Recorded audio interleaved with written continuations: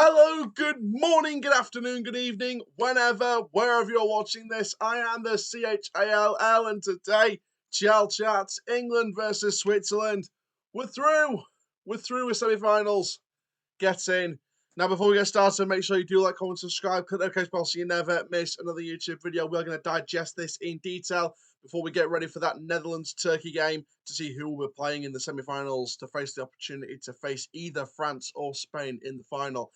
And for now, ladies and gentlemen, boys and girls, let's get straight into this one, starting off with your starting lineups. So, starting off with England, Jordan Pickford in goal, Kieran Trippier, Bukayo Saka as your wing-backs, with Walker, Stones and Konsa in a back three, Mainu and Rice in the midfield, with Bellingham and Foden as the attacking midfielders behind Harry Kane. For Switzerland, it is another three-back system. Jan Sommer in goal, with Michael Abischer and Fabian Rieder as your wing-backs, with a back three from right to left of Fabian Schär, Manuel Akanji and Ricardo Rodriguez. A midfield pairing of Remo Freuler and Granit Xhaka, with Ruben Vargas and Dan Ndoye on the right and left respectively, behind Breel Mbolo.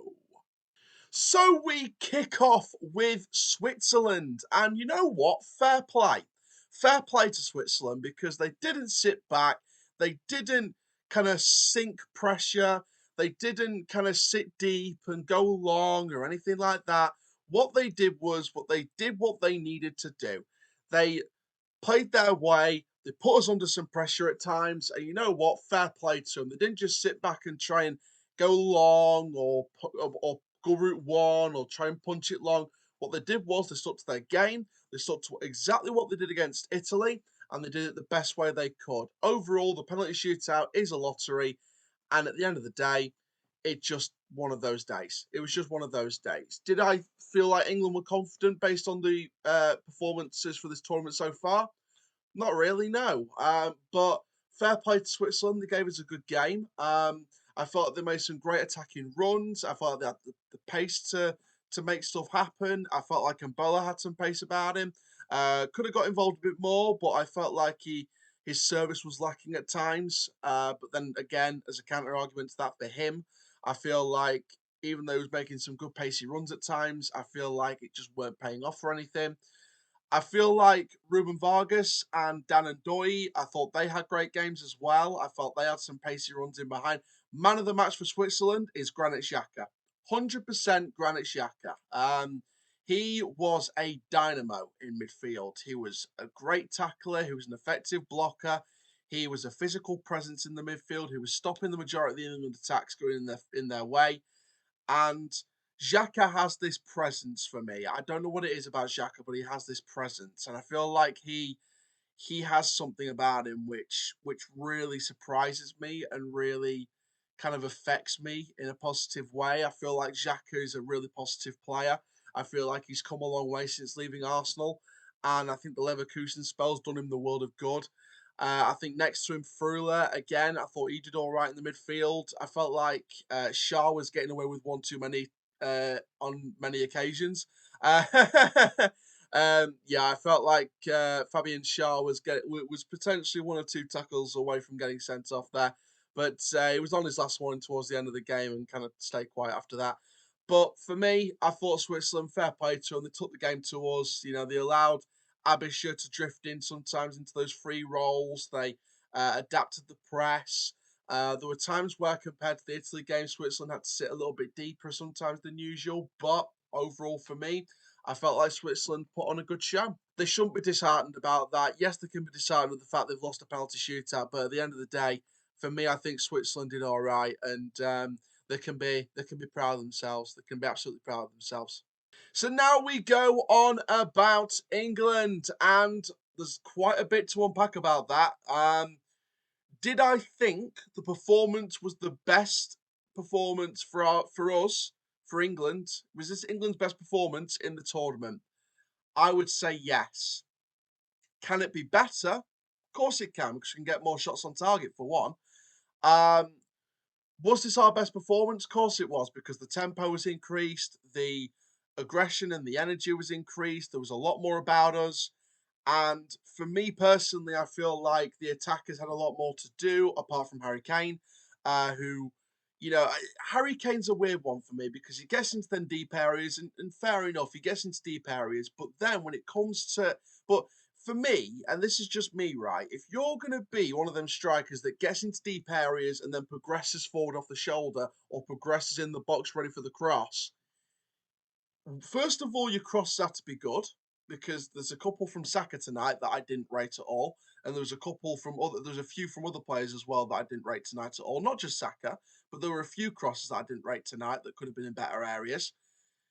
But then, secondly, Kane should also have the pace to track inside and get into them right areas at the same time as doing the deep work because you've got to have the mobility and the raw pace to operate in both areas of the box, outside and inside.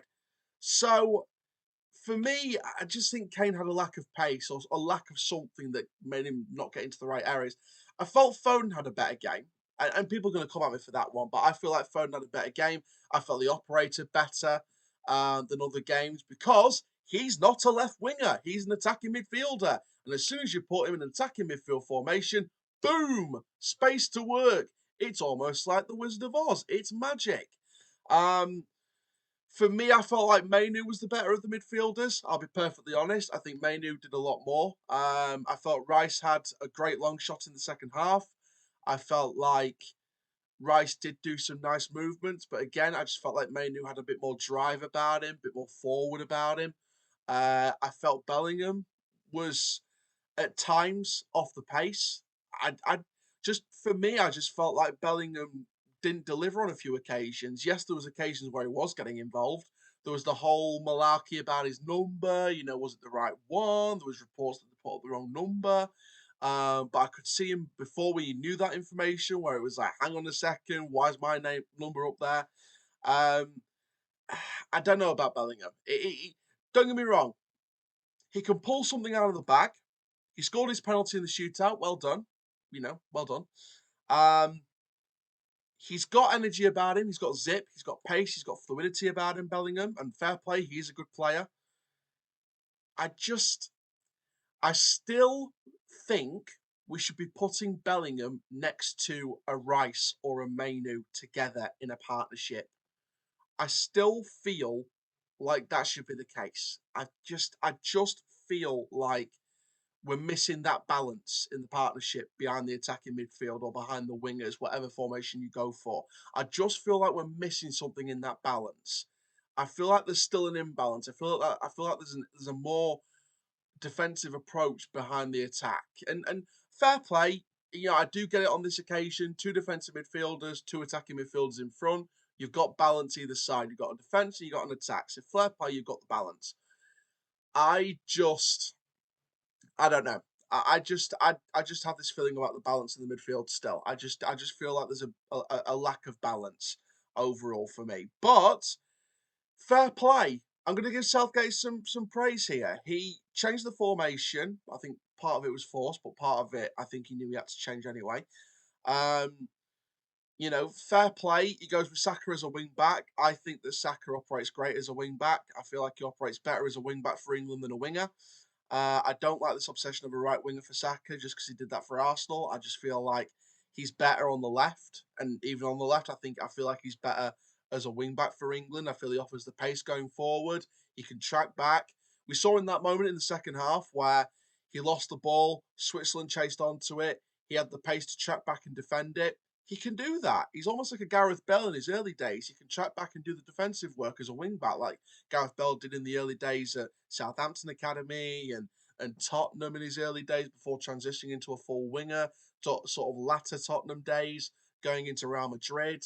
I just feel like that's the direction for Saka. I feel like the wing back is the right role for Bukayo Saka. Obviously, that won't be his formation for Arsenal, so he'll be operated as a winger for Arsenal. But I think for England, I feel he best operates as a wing back.